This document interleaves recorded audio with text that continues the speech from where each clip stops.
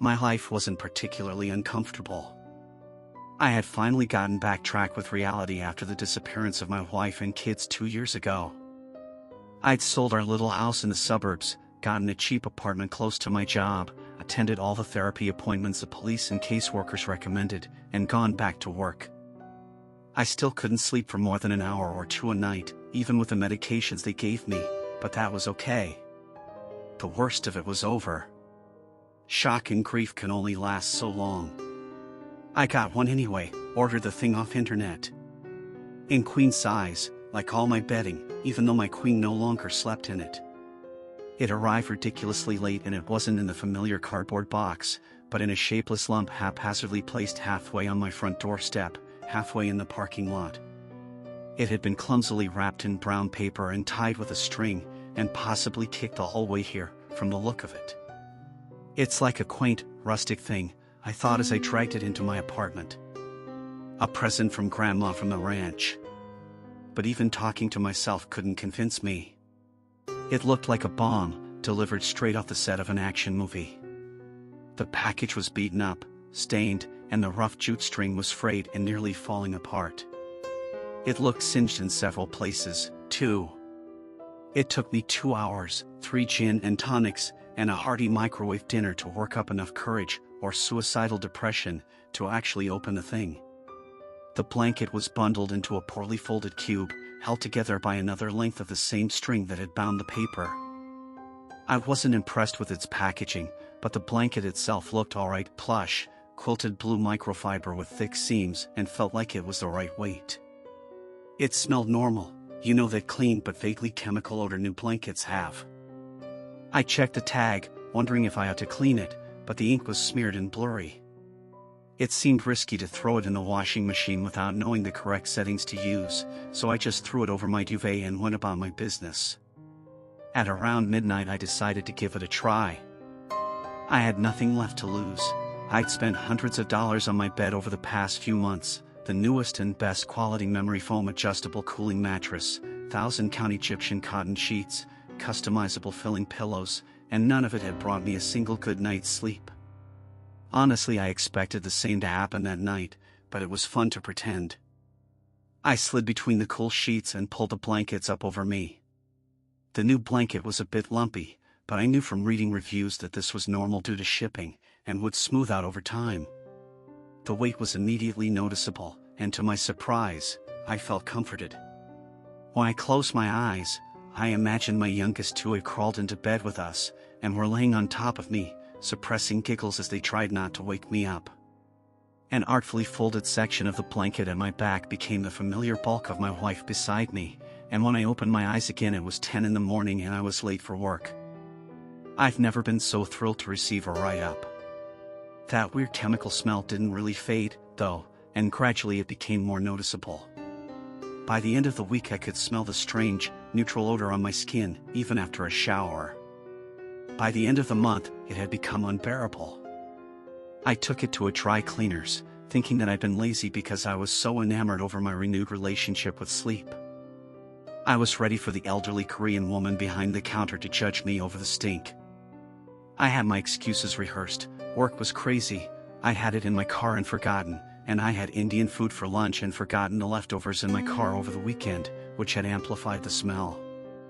But I didn't have a chance to recite this story. She only waved a handheld metal detector over my blanket and said, "Filling wrong. Can't clean." I couldn't imagine what about the filling could be wrong, and I told her so. Sure, it was still a bit clumpy from shipping, it is polypropylene, and it is recommended dry cleaning. Metal, she explained, then shooed me out the door with 20 pounds of smelly quilt in my arms. Another month of beautiful, comfortable sleep went by before I couldn't live with the smell anymore. People had begun to comment on it at work. Megan, my manager, had tactfully suggested I check my laundry machine to see if maybe a rat had gotten in there and died or something. That was my last straw. I came home determined to get rid of the blanket and buy a new one. But you know what happens when you lose your entire world, with no answers? You start to cling to things. You hoard them. Because you can't lose the comfort they bring you. I tried 6 dry cleaners before I found one who spoke enough English to explain it to me. Sometimes they fill these with glass beads, he said. The factories that make the beads, they'll lose a screw or some metal filings in the batch, and it all goes into the blanket. Machines and factories, you get me?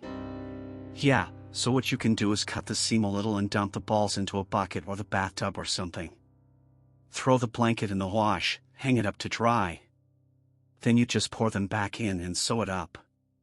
I told him I didn't know how to sew. You can get a funnel off internet for a few bucks, he said, and shrugged at me in a particularly apathetic sort of way before turning back to a pile of stained panties. I did exactly that.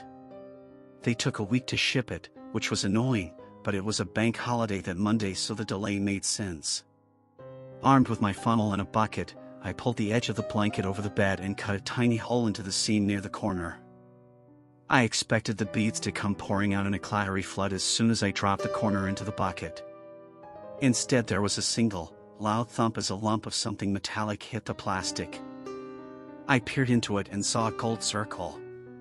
A wedding ring with a fingerprint carved into it, and an inscription on the inside that I couldn't see because a chunk of meat and bone were still inside it, but I knew what it said. It said, "To love's eternal glory." It was my fingerprint on the band. My mind went blank and I lost control of my legs, forcing me to sit heavily on the edge of my bed. The motion tugged the blanket over another few inches, and more of the filling came out. This wasn't a flood, it was more of a heave, like the blanket was vomiting up pieces of crumbling, dry flesh and bone. Like a cyst being squeezed, thick clumps of horribly recognizable stuff squirted out into the bucket. My oldest son's teeth clattered loudly against the sides, and I saw flashes of silvery fillings from the cavities caused by gum disease he'd inherited from his mom. There was a scrap of almost bleached white Hello Kitty Band-Aid wrapped around a tiny knuckle joint, and I remembered how my daughter had scraped her finger knocking loudly on her brother's splintered bedroom door, and how she'd smiled through her tears when she saw the special, fun Band-Aid her daddy had put over the scratch. I'd been sleeping for 2 months beneath the heavy weight of 1,000 mummified pieces of my wife and children's bodies. The cops couldn't trace the package, even though they tried. The security cameras in my apartment complex showed an unmarked brown van with no license plate, which dumped the package directly from the window onto my front step. There was nothing to track. But there is one question that bothers me. How could they found the bodies?